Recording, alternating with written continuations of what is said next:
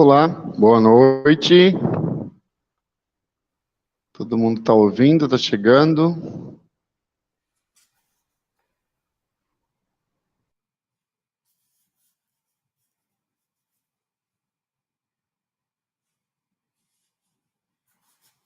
Boa noite.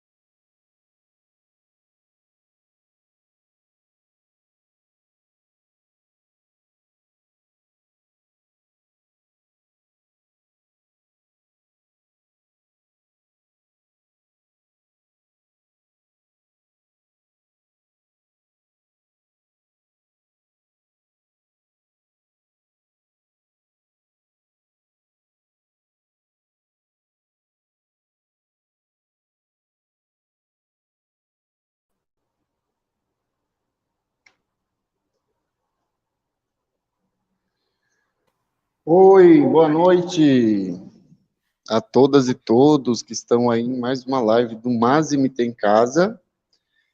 E hoje nós temos aqui nossa ilustríssima convidada, Luana Soares. Daqui a pouco eu falo dela, daqui a pouco eu dou espaço para ela falar. Ela vai falar bastante, tem muita coisa para falar. Enquanto fazer uma abertura institucional aqui, enquanto vocês vão chegando aí para ouvir a convidada, na verdade, a parte principal, né, desse rolê aqui, que é a fala da Luana. E eu acho que é para isso que vocês estão entrando. Então, vamos lá? Boa noite a todas e todos. Meu nome é João Batista, para quem não conhece, para quem vai assistir pela primeira vez a live. Eu sou gerente educativo do Mais MT. Essa live integra o projeto Mais MT em Casa, que é uma programação desenvolvida pelo Museu de Arte Sacra, né, em função do período de isolamento, distanciamento social. A gente paralisou aí as atividades parcialmente, né, e continuou só com as atividades online. O museu é um aparelho de cultura do governo do estado, né, que é uma das unidades museológicas da Secretaria de Estado de Cultura, Esporte e Lazer do Estado de Mato Grosso, que é administrado por termo de parceria pela organização social Ação Cultural. O museu vem desenvolvendo essas atividades desde esse período em que paralisou parcialmente suas atividades, e não só as lives, mas temos outras atividades, né? A ideia, né, os temas das lives geralmente são selecionados considerando a pertinência cultural, educacional, social, e, sobretudo, são orientadas pelos princípios que norteiam nossa missão como instituição, que é preservar, divulgar e transmitir a memória, né? E ainda assim, e também divulgar os patrimônios ambiental, material e imaterial, além de refletir temas da atualidade, como a gente vira e mexe traz aqui, temas polêmicos que a sociedade está debatendo, e também a gente vai atrás aí das datas comemorativas também para pensar os nossos temas, pensar as nossas atividades. O tema dessa semana, eu encontrei ele no calendário, né? Dia 8 de agosto, comemora-se o Dia Nacional do Elos Internacional da Comunidade Lusíada, E, obviamente, pensei aí nos principais, em um dos principais elos, né? Talvez o maior dos elos, que é a língua que nos conecta a todos, né? Nós temos aí 10 países que falam língua portuguesa, é a quinta língua mais falada no mundo, né? Esse projeto, em certo sentido, ele vem, um projeto, né, que foi aprovado na Câmara dos Deputados, que veio aí justamente para isso, né? Para lembrar desses elos e, sobretudo, da língua, né? Por essa razão, a gente decidiu homenagear esse patrimônio material tão importante, que é a língua portuguesa. E é isso. Hoje, né, ontem nós falamos com a professora Emma Marta, que falou sobre linguajar cuiabano, trouxe aí as influências Bororo na constituição do linguajar cuiabano, que é esse patrimônio estadual. Luana, hoje, nossa convidada, Luana Souza Soares, que é doutora em estudos literários pela Universidade Estadual de Mato Grosso, mestre em estudos de linguagem, área de estudos literários pela mesma instituição, pela Unemat, e graduadas em letra e habilitação em literatura pela Universidade Federal de Mato Grosso. É professora da Rede de Educação em Mato Grosso, extremamente ativa nas redes sociais. Quem procurar a professora no Instagram vai ver que todo dia ela posta vídeos sobre como escrever redação, como uma série de coisas, super educativo. Vocês aí que estão assistindo e que estão pensando no Enem, né? Acompanhem, sigam a professora Luana, que vocês vão ter dicas preciosas aí, que vão ajudar vocês com essa etapa. E ela atua nos seguintes eixos: poesia, literaturas africanas de língua portuguesa, negritude, oralidade, estética e estéticas negras. E o tema que ela escolheu, as literaturas africanas de língua portuguesa, oralidades e ancestralidades. Luana, muito obrigado por ter aceito o convite. A gente está muito feliz, eu estou muito feliz com a sua participação aqui, porque eu sou um admirador, acho seu trabalho como educadora maravilhoso, sempre foi assim. Eu acompanho nas redes sociais e fico assim, claro, né, como educador também, a gente fica se inspirando nos colegas, né, pegando ali uma ideia ou outra, e você é uma dessas fontes para mim, né, quando eu tenho algumas dificuldades com os meus processos educativos, eu vou procurar esses professores aí que eu admiro, que acho que desempenham muito bem o seu papel, principalmente à distância. Então, para mim é uma honra tê-lo aqui. Muito obrigado pela presença. Eu que agradeço e sou muito honrada por esse convite, então estou muito feliz, você também é pura poesia, pura sensibilidade, então estou muito feliz por esse convite.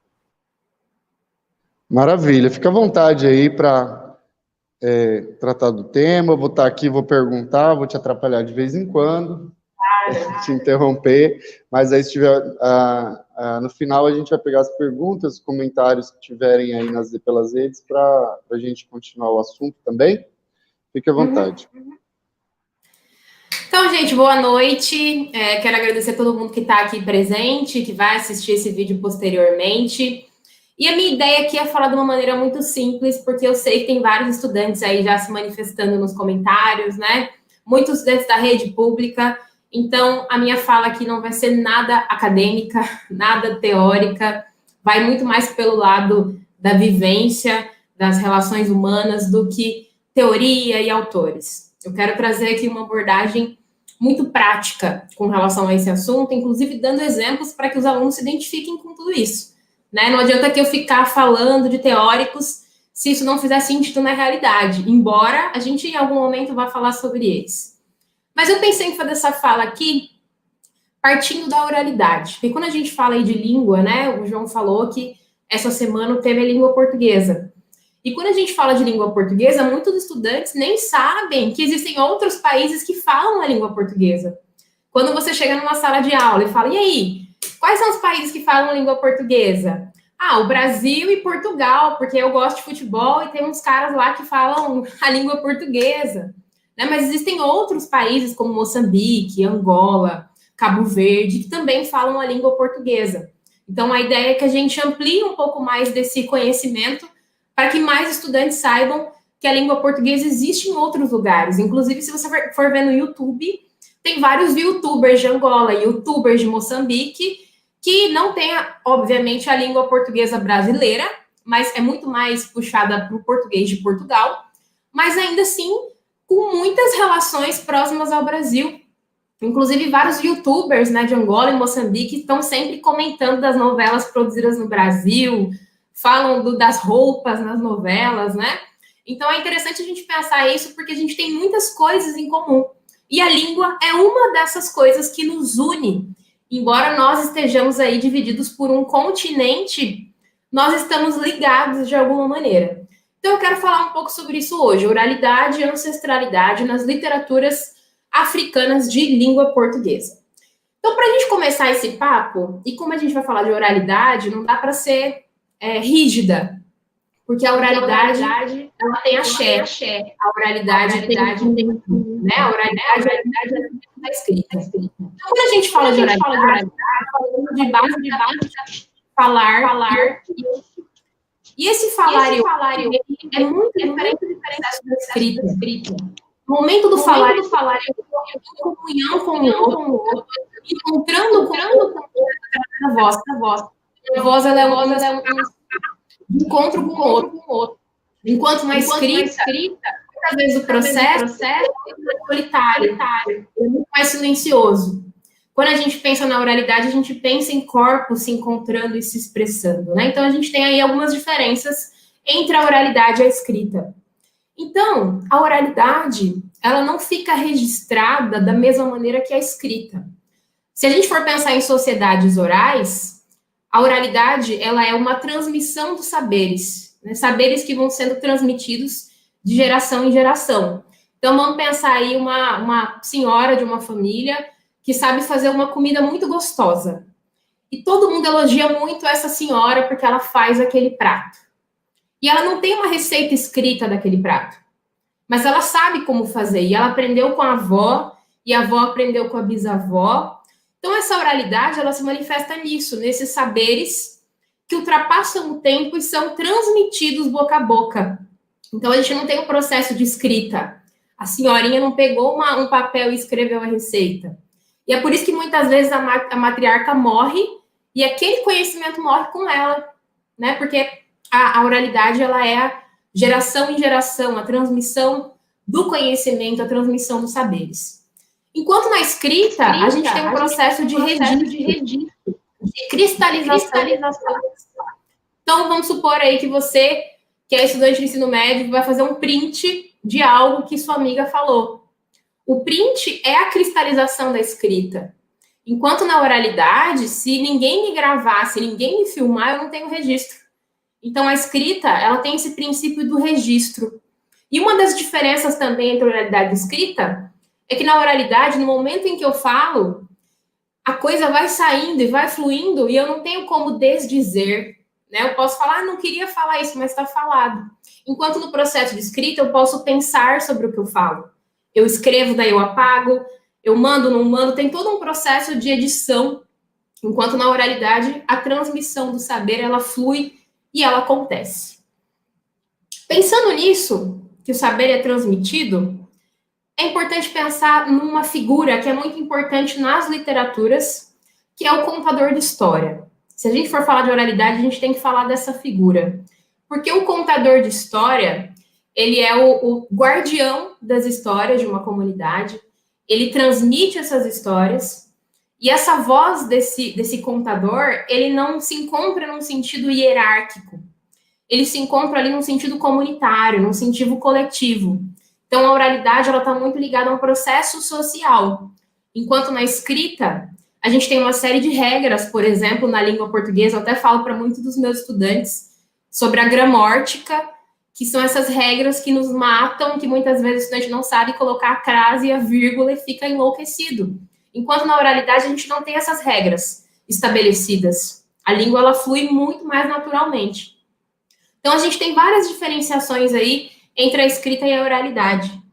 Então, os contadores de história, eles vivenciam o ato de narrar. Inclusive, tem um texto, aí agora sendo um pouco teórica, do Walter Benjamin, que ele fala sobre os grandes narradores orais e como a guerra silenciou a oralidade. Os homens iam para a guerra, se deparavam com as mortes e, no processo de volta, eles estavam mudos. Então, a gente também vive um processo de apagamento da oralidade por conta do trauma, da dor, do não conseguir falar. E aí, nesse mesmo texto, ele fala que os grandes narradores orais são principalmente os camponeses, que cultivam as histórias da terra, e os marinheiros, os marujos, que trazem histórias de outras terras. Então, o contador de história, ele não lida com a verdade, ele não lida com, aconteceu daquela maneira. A oralidade, de alguma maneira, ela tem uma força vital que transborda a realidade, a matéria. Então, o contador de história, ele foge da realidade. Tanto que todo mundo tem uma família, um tiozão, que fica contando história, todo mundo sabe que é mentira, e aí todo mundo fala, é um mentiroso. Talvez ele seja um contador de história, porque ele não está lidando com a realidade. Ele está extrapolando a realidade. E o contador de história, ele não é fiel à realidade. É claro que ele se encontra num lugar, ele se encontra num tempo, num espaço, mas ele não é fiel à realidade. E o processo de contar a história é bem interessante, porque toda história é diferente uma da outra. Porque não é um processo de decorar a história. Não é um processo de declamar a história. É um processo de narrar. E cada vez que o narrador fala uma história, ele usa outras palavras. Então, se a gente for pegar, por exemplo, um conto de fada. Um conto de fada, eu vou ler o conto de fada. Ele não vai alterar. A minha bisneta vai ler o conto de fada, vai ser o mesmo texto, com alguma outra mudança. Na oralidade, cada vez que se conta uma história, ela é diferente. Mesmo que ela tenha os mesmos personagens, a mesma história, a mesma narrativa, a gente tem diferenças porque a língua é viva, a língua é orgânica. Então, todo momento, quando eu vou reviver uma história, eu conto de uma maneira diferente. E aí, pensando nisso, a escrita, ela é muito mais individual, ela é muito mais solitária, ela é um processo para dentro, enquanto a oralidade é um processo para fora. A oralidade se manifesta quando o grupo se organiza, se reúne e ouve as histórias, enquanto na escrita, ela chega, através da palavra escrita, para o outro, sem que o autor esteja presente. Eu posso ler um livro escrito num outro país, sem a presença daquele autor. E isso é diferente da oralidade. Na oralidade, eu preciso ter um narrador contando a história. Né? Então, a gente tem dois processos aí bem diferentes. No entanto, a minha missão aqui também não é falar mal da escrita. Embora a escrita, para o mundo ocidental, seja muito importante, que a gente vai ter toda uma questão aí de propriedades. Vamos pensar o cartório. O que é o cartório? É o lugar da escrita. Lá no cartório eu registro a minha empresa. Lá no cartório eu registro o meu casamento. Então, lá é o lugar da escrita. Então, para o Ocidente é muito importante a escrita para se manter as propriedades privadas. Só que, mesmo assim, a gente precisa se apropriar da escrita. E aí eu dialogo principalmente com estudantes da rede pública. Vocês precisam se apropriar da escrita, porque a gente vive num mundo da escrita. Quanto mais a gente dominar a língua, quanto mais instrumentos a gente tiver, mais poder a gente vai ter, porque nós vivemos em uma sociedade escrita. Então, é importante que a gente se aproprie da escrita, até porque a escrita, ela também traz um prazer sensorial. O ato de escrever também é um ato de sentir, ou de pôr para fora certos sentimentos. Né? Então, a escrita também, ela tem um viés importante para a gente recuperar o nosso poder, que muitas vezes está fragmentado, ou a nossa vida que está esvaziada de sentido. Então, é muito importante que a gente se reaproprie da escrita, enquanto um instrumento também de transformação. Então, a escrita, ela capta, ela registra, e a oralidade escapa. Aquilo que eu falo, que não está registrado em vídeo ou em áudio, escapa. Pensa aí numa fofoca, alguém falou uma fofoca para você, você vai e repassa. Se alguém te perguntar o que foi falado, não sei, não lembro, diferentemente da escrita, em que há provas. Então, a escrita, ela capta e a oralidade escapa. E aí, pensando, né, no tema da fala, que também é ancestralidade, a oralidade... Uma coisa curiosa, uma coisa curiosa sobre isso é que o Sócrates, né, e o Platão, eles faziam, era oposto, né? Eles, na verdade, diziam que a verdade só podia ser alcançada pela conversa, pelo diálogo, né? Pela dialética. A escrita, ela perdia essa vitalidade, né? Ela tinha uma força de cópia e ela não conseguia ajudar ninguém a conseguir a chegar à verdade, porque a comunicação mesmo real, essa comunicação entre duas pessoas, é o diálogo que faria com que as pessoas alcançassem um conhecimento e tal. Eu só me lembrei disso, acho interessante colocar. Não, maravilhoso. E é engraçado porque a gente vivencia a oralidade as mais diversas situações cotidianas, né? Então, a gente vive numa sociedade pautada pela escrita, você vai ter pautada pela escrita, tá no mudo, você vai ter botar no mudo o microfone que tá dando eco. Botar no mudo o microfone que tá dando eco. O meu tá no mudo. Eu já estava no mudo. Então tá. Então, a gente vive a experiência da oralidade nas mais diversas situações cotidianas, né? Por exemplo, embora em Cuiabá, que nós estamos falando aqui de Mato Grosso, né? Você tenha o processo do contrato para alugar uma casa, né? Que é a escrita, em certos lugares no interior do Mato Grosso, você não precisa comprar. Tudo pela fala. Eu quero alugar essa casa, eu vou alugar e não preciso apresentar nenhum documento, não há um cartório. Então, a oralidade também ela é experimentada nas pequenas situações cotidianas, né? E nesse processo a gente encontra alteridade, né? E é o que você falou, a gente se faz através desse processo comunicativo do oral, né? Então, é interessante pensar que a oralidade, nas sociedades orais, principalmente falando do continente africano, é uma dos galhos dessa árvore frondosa que é a ancestralidade. E aí, o que é a ancestralidade? São experiências e práticas e saberes que atravessam o tempo. Né? Então, quando a gente pensa em ancestralidade, não é algo que está cristalizado pelo tempo, que ficou no passado. É uma prática que reverbera no presente, ela ecoa. Então, a oralidade faz parte dessa ancestralidade. E quando a gente pensa, por exemplo, em Kizerbo, que é um dos autores que trabalham também a oralidade, as palavras, elas têm uma força vital em muitas comunidades. Então, se na nossa sociedade o que vale é o registro escrito, o que vale é a palavra escrita, nas sociedades orais, o que vale é a voz, o que vale é a palavra. A palavra tem uma energia, ela tem um axé, ela tem energia vital. Então, é interessante pensar que essa realidade que está relacionada à oralidade, ela não é só biológica, ela não tem a ver só com sangue, mas ela também tem a ver com comunidade, tem a ver com pertencimento, tem a ver com grupo, coletivo, que não é necessariamente biológico, se a gente for pensar os mais deslocamentos possíveis da humanidade. Então, a gente tem uma ancestralidade que está para além da questão biológica. E aí, pensando que a ancestralidade não é algo só congelado no presente, a gente pode pensar como a oralidade reverbera na escrita. E aí que está o ponto que eu quero chegar. Embora eu tenha falado aí das diferenças entre oralidade e escrita, a minha fala ela vai no caminho de entender como a oralidade se expressa na escrita. E aí eu preciso fazer um recorte, porque falar de um continente é impossível, né, de uma maneira justa. Então, eu preciso fazer um recorte de tempo e de espaço. Então, o meu recorte ele é da poesia, principalmente, da década de 50 até 75, em Moçambique, Angola, Cabo Verde, Guiné-Bissau, nos países de língua portuguesa. Então, quando a gente fala de oralidade nessa poesia, a gente tem que pensar no processo de colonização desses países. Assim como o Brasil viveu a colonização portuguesa, esses países também viveram a colonização portuguesa. Então, tanto Angola quanto Moçambique tiveram essa invasão dos portugueses e um certo domínio, né, desses colonizadores contra as populações autóctones, que a gente chama de populações locais. Então, todo o processo de colonização, ele é um processo de imposição.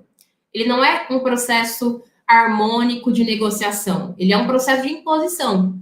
Então, a colonização portuguesa impôs a língua portuguesa, a colonização portuguesa impôs certos hábitos, certos modos de vida, certos tipos de produção e reprodução da vida.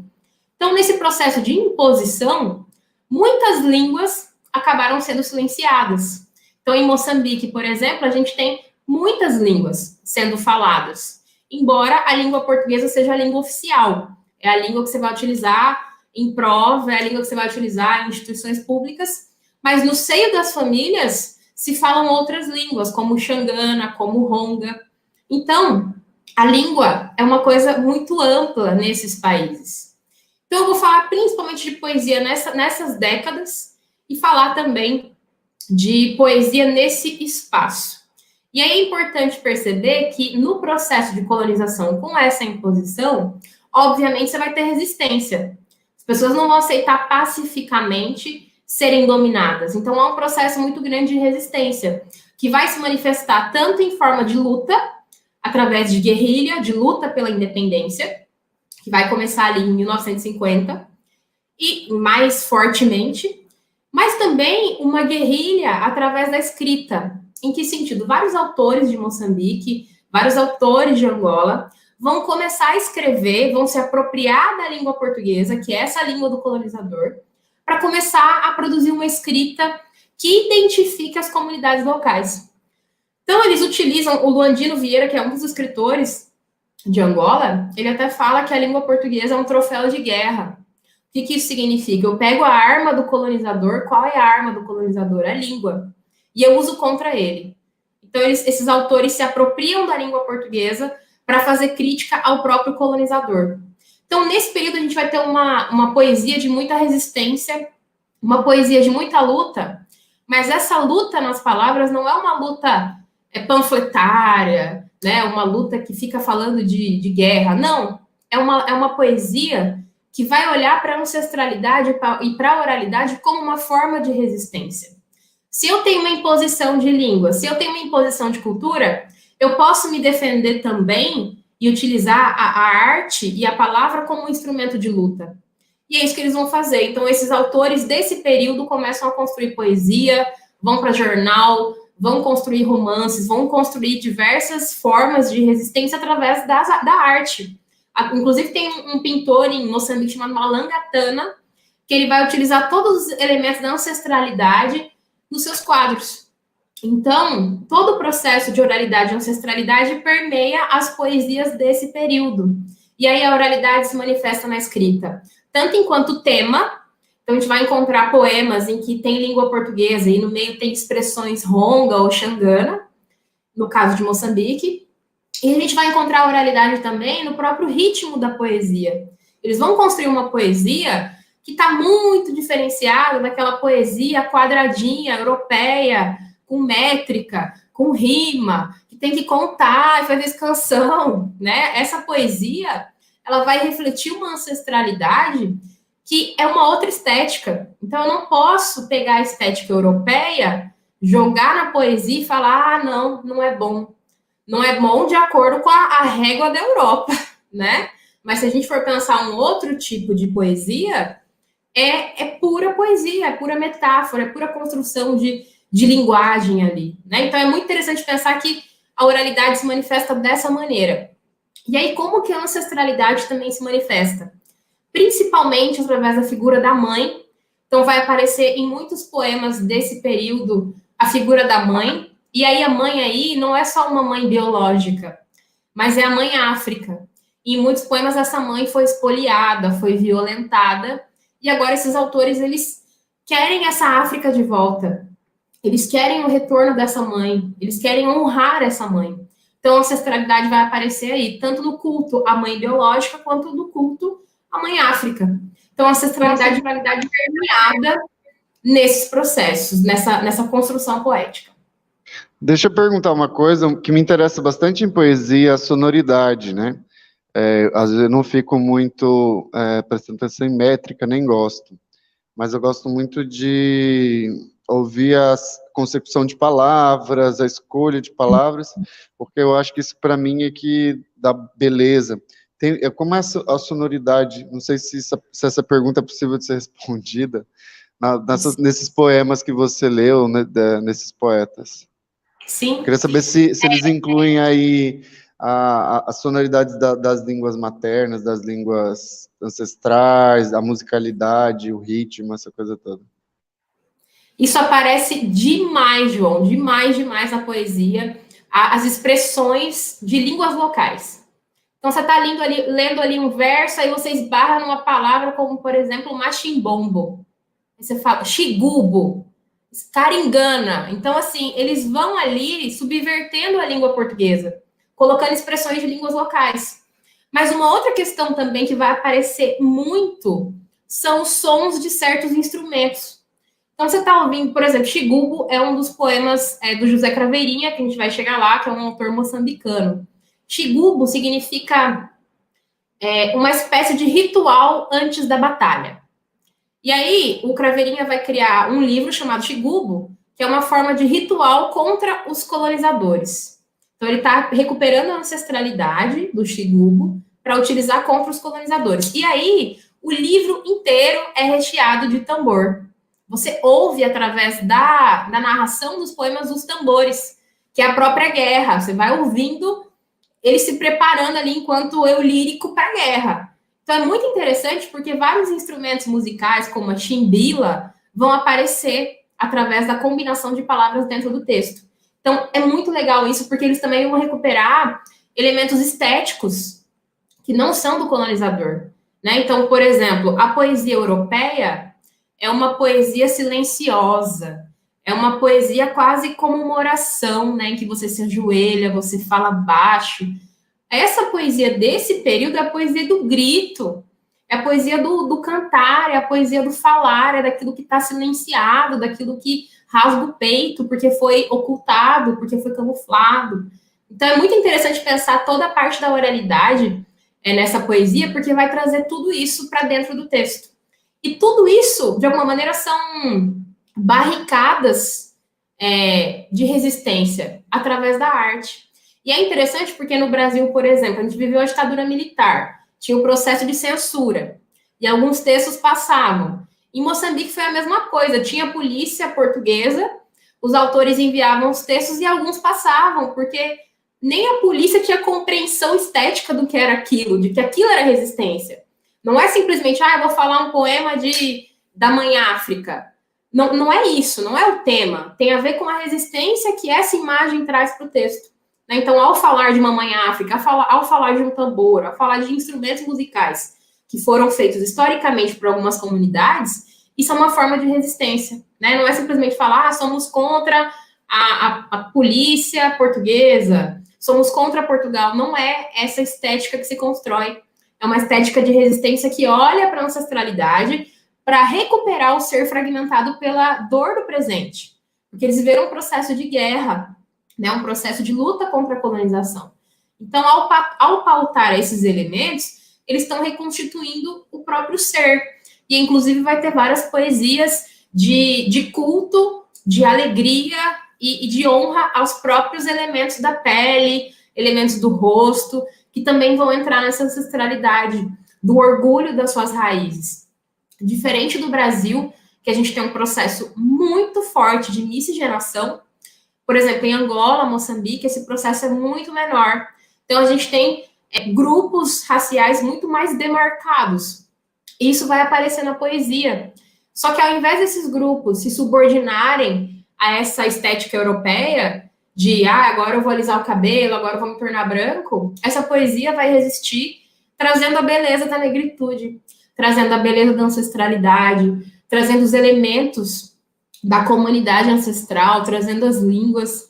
Então, a resistência se constrói nesse campo, nessa poesia. E aí, eu queria falar de alguns autores que eu acho importante falar. O primeiro deles, que é o que eu estudei durante o mestrado e doutorado, então eu preciso falar dele primeiro, que é o José Craveirinha, que é um autor, que foi um autor moçambicano, e ele escreve principalmente nesse período de independência, e toda a poesia dele vai ser construída com essa luta com a palavra, né? Então, mesmo ele foi sim para a guerrilha, ele fez as lutas, juntou com a Frelimo, que era a frente de luta pela independência de Moçambique, inclusive foi preso. Ele produziu uma obra chamada Cela 1, que ele produziu quando estava na cadeia, e é interessante pensar que, para além da luta física, ele também estava presente na luta simbólica. Construir poesia em um momento de dor, é uma forma de resistência, né? Então, ele também constrói com a linguagem essa resistência.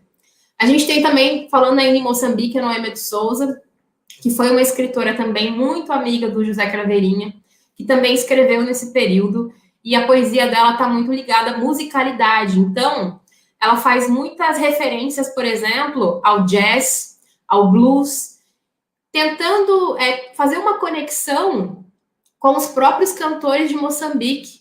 Então, ela faz um entrecruzamento dos negros na diáspora, dos negros em outros lugares, buscando essa comunhão para além do território. Ela também fala em algumas passagens do Brasil. Então, é interessante pensar que há esse entrecruzamento de uma ancestralidade que não está também demarcada pelo território, mas também para além do território. A gente também tem o Agostinho Neto, que foi um poeta angolano, inclusive ele foi presidente de Angola, e a poesia dele também é muito marcada por essa resistência e tem um elemento a mais, porque o Agostinho Neto, inclusive, o Edson Flávio da Unemar é um pesquisador maravilhoso que estuda Agostinho Neto. Tem uma questão no Agostinho, que é a questão da espiritualidade que vai aparecer. Ele vem de uma família religiosa, então o tempo todo a espiritualidade está muito presente também na obra dele. E quando a gente fala de espiritualidade em certas comunidades orais, não é como em certas comunidades ocidentais, né, em que você tem aí a fragmentação de opostos, como, por exemplo, o sagrado e o profano. Tá ali tudo junto, tá ali tudo misturado. Então, ele mistura a religiosidade, espiritualidade e, ao mesmo tempo, as lutas pela independência. Então, inclusive, tem um livro chamado Sagrada Esperança, né? Então, ele traz aí esse universo também do sagrado para dentro da poesia, que é um elemento bem legal desses autores, né? Especificamente dele. A gente também tem o Amilcar Cabral, que também foi um guerrilheiro e também foi poeta. E algo que aparece nesses autores em especial é a questão da liberdade.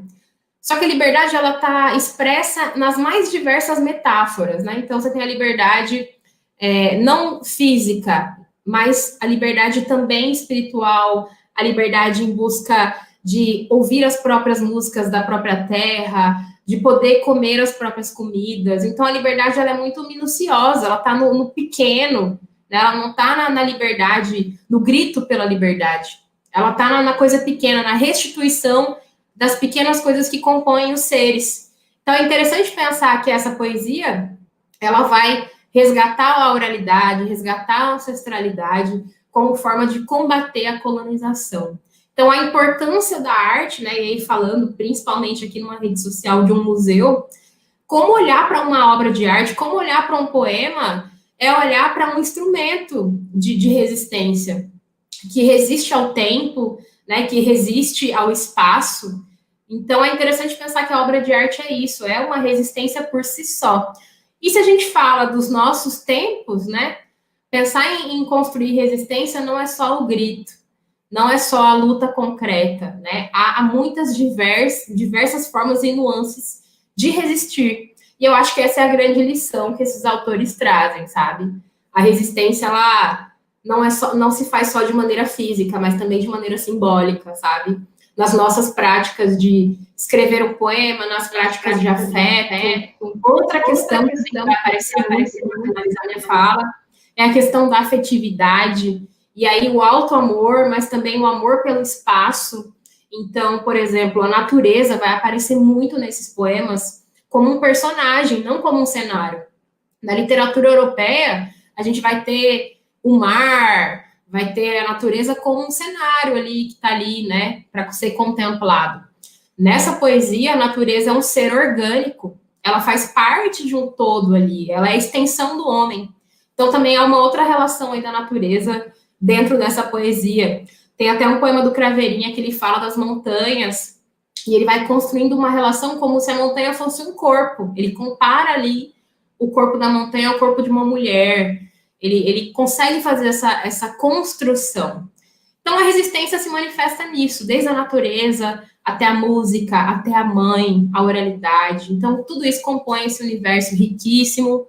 Então, se você ficou aí instigado, né, por essa literatura, Procure no Google, no YouTube, esses autores, tem muitas poesias disponíveis. Aqui no Brasil já tem muitas obras sendo publicadas. Então, eu tenho certeza que isso vai enriquecer muito a experiência de vocês com poesia, porque muitos estudantes têm dificuldade de ler poesia, não conseguem ler poesia. Falam, eu não entendo. Deixa eu perguntar uma coisa aqui.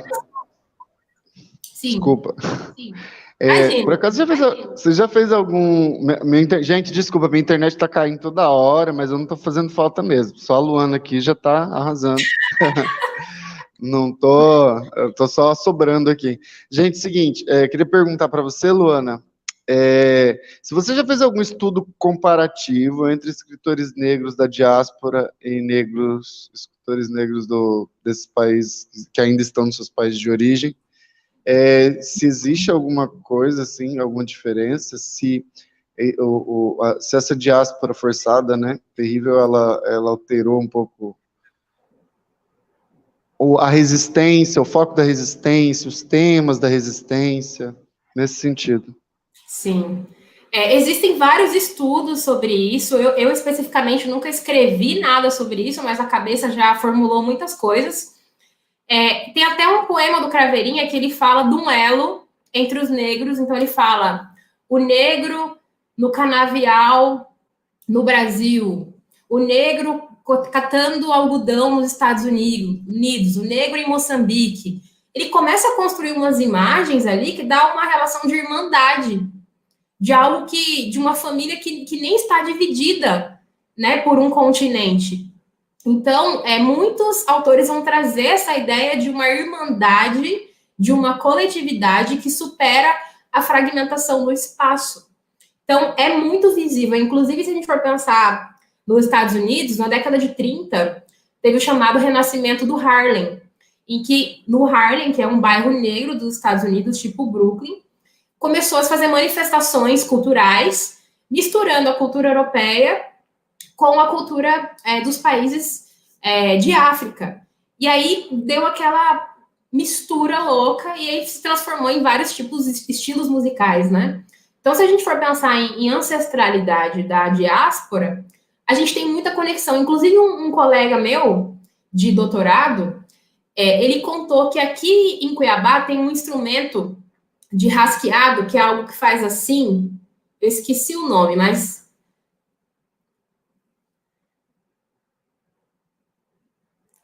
Tá mudo. Ganzá, aqui se chama ganzá. E aí esse meu colega foi para Moçambique e aí chegou lá e encontrou o mesmo instrumento.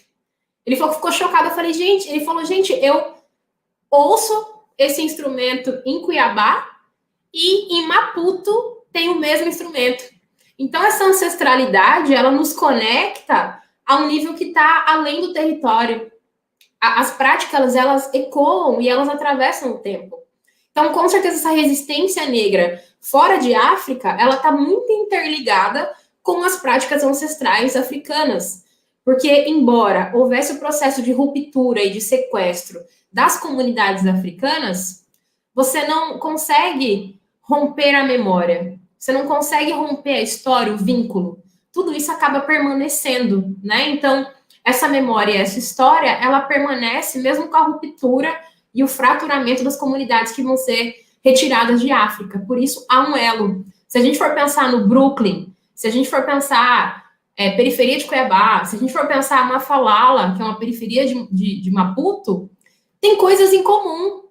Você fala, gente, tem coisas em comum, sabe? Tem uma senhorinha ali vendendo um salgado que me lembra a periferia de Maputo. Então, há algo que interliga essas comunidades que está para além do tempo e espaço.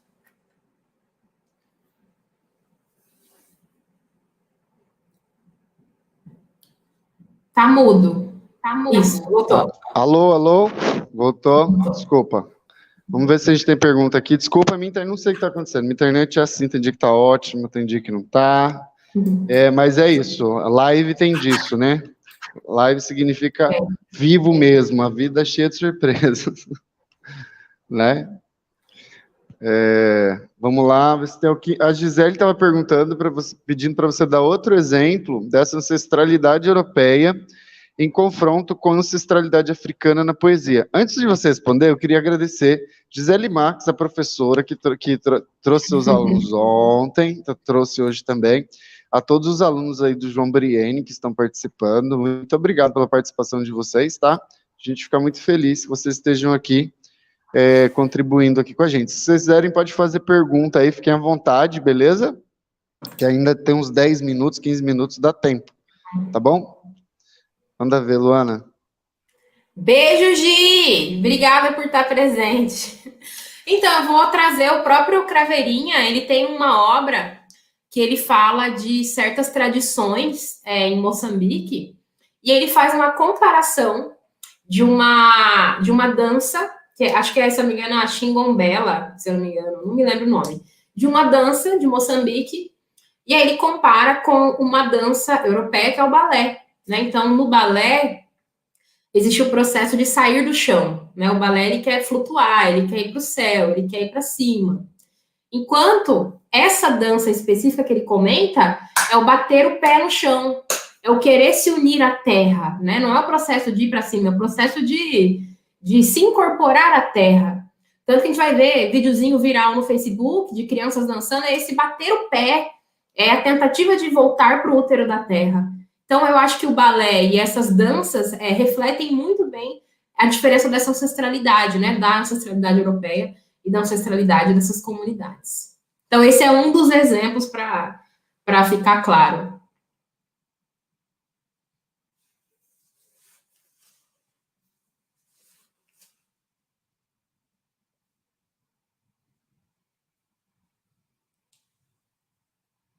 Tá bom.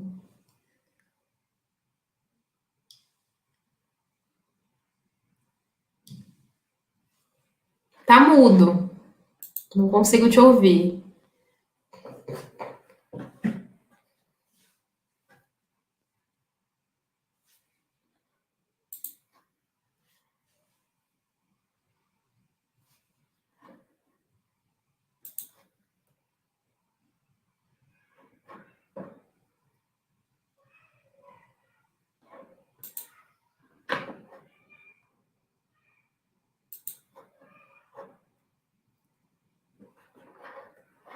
Olá, voltei, tá me ouvindo agora? Sim. Nossa, hoje tá complicado, desculpa, gente, é normal. Tecnologias. Às vezes a gente pensa que veio para facilitar, mas veio para aperrear a gente mais. A Gisele está pedindo para explicar um pouco o que é diáspora, que eu imagino que é por conta de um pessoal que está aí que não é familiarizado com os temas. Sim. A diáspora africana foi o processo de sequestro de vários grupos de famílias de África para outros lugares do mundo. Então, por exemplo, para a América Central, para o Brasil. Então, todo esse processo de ruptura forçada, de deslocamento forçado, a gente chama de processo de diáspora africana. Agora, esses lugares em que esses grupos foram colocados, né, à força, a gente também vai chamar de diáspora. Então, por exemplo, a gente tem o Brasil como uma diáspora, que é um lugar em que esses grupos acabaram ficando à força. Então, a diáspora não é só o deslocamento, é também o deslocamento forçado, mas esses espaços em que comunidades negras resistem. Então, são pessoas deslocadas do seu lugar de origem que resistem e permanecem nesses espaços. Então, a gente pode falar que o Brasil é uma diáspora, que a gente tem lugares de comunidades negras que são diáspora. Então, são lugares de resistência negra que reivindicam a sua história e a sua memória. Então, a gente tem aí duas questões, o deslocamento e o território, uma questão territorial. Explicou? Respondido? Alguém aí tem mais alguma pergunta? Algum aluno ficou com alguma dúvida? Não tenham vergonha, pode perguntar. A gente está aqui para responder, a Luana está aqui para responder. Aqui todo mundo é professor. E a gente gosta de responder, né, Luana? Sim. Luana, deixa eu te perguntar, que eu estava perguntando sobre a questão da diáspora, porque eu estava pensando aqui também, o movimento eu conheço pouco, né, da literatura produzida aí por alguns indígenas e tal, que é bastante interessante, que eu senti certa similaridade, né, quando eles trazem toda a sua, inclusive na América Latina como um todo, se a gente pega a Bolívia, o trabalho todo de decolonialidade que é feito lá, né, com a bandeira dos povos, né, com toda a questão de pensar, de trazer o pensamento indígena para o centro, né, da episteme popular mesmo, para o centro da episteme acadêmica, inclusive. Isso é bastante interessante, esse movimento, eu senti certas similaridades, e no Brasil a gente tem um pouco mais de resistência, a gente tem uma série de pensadores, né, que são indígenas, que estão na sua terra, e que tentam falar, e que tem uma fala super potente, e que não encontra ecos, né? Você acha que nesses países de África onde você estudou, eles têm tem mais espaço para, quer dizer, essa literatura, essa voz, ela chega muito mais longe do que, por exemplo, literatura indígena, né, escrita por indígenas, não literatura indígena, mas escrita por indígenas aqui no Brasil? Então, meu conhecimento sobre literatura indígena é pouco, né? Eu não poderia fazer essa comparação sem ter um conhecimento real, né? Que não é minha especialidade.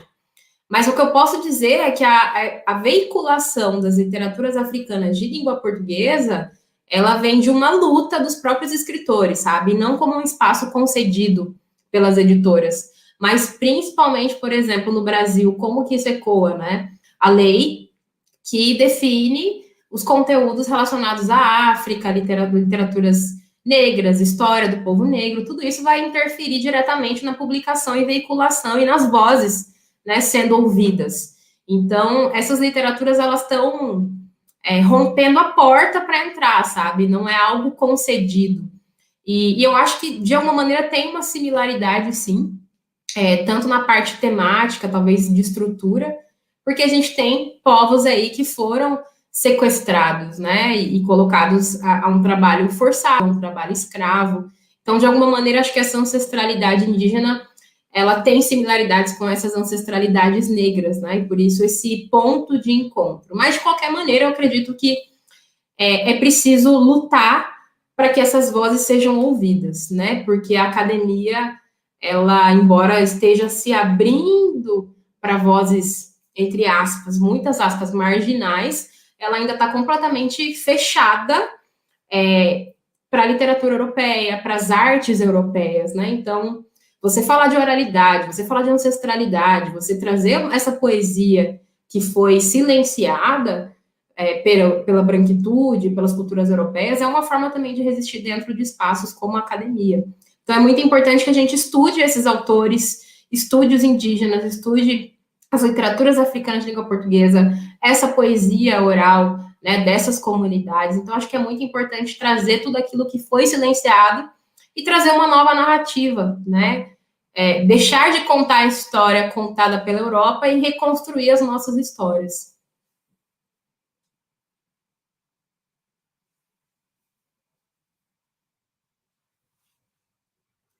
Consigo ouvir. Eu acho que é o fone.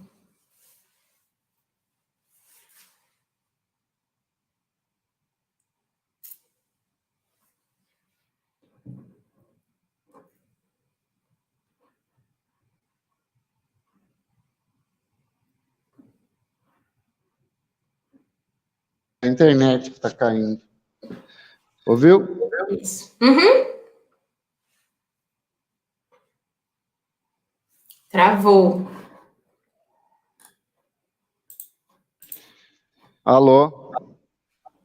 Deu. Ouviu agora? Uhum. Não é o fone, não, é a internet que está uma coisa aqui. Queria dizer que aqui no Brasil também, né, a gente tem vários autores e autoras negras que são espetaculares e que todo dia precisa provar alguma coisa, né, e Conceição Evaristo mesmo, é assustador que ela não tenha ganhado uma cadeira ainda na Academia Brasileira de Letras, porque ela é espetacular. E aí tem várias outras coisas, né, a Ana Carolina de Luciene Jesus. Carvalho. Sim. Aqui no Mato Grosso. Ah, sim, claro. A gente tem um monte de gente aí que todo dia tem que estar provando e cavucando o espaço, né? Que é a história dos povos negros, indígenas também. E é isso, né? A luta continua. Luana, eu queria te agradecer imensamente por essa aula, adorei, aprendi um monte. Eu espero que os meninos aí do João Brienne tenham gostado também, tenham aprendido bastante coisa, porque a professora Gisele vai fazer o quê? Vai botar na prova as coisas, vai fazer pergunta, então espero que vocês tenham prestado atenção, porque a professora Gisele é brava. Então é isso. Ô, Luana, muito obrigado, viu? Valeu mesmo pela sua gentileza, por você estar aqui, adorei mesmo. Gente, sigam a professora Luana no Instagram, eu acho que aí na descrição da live, aí na descrição vocês vão encontrar o endereço.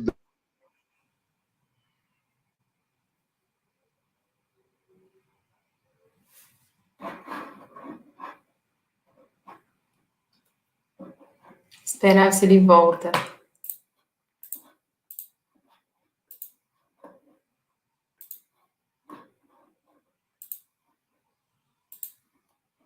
Bom, então, enquanto o João não volta, deixa eu só me despedir.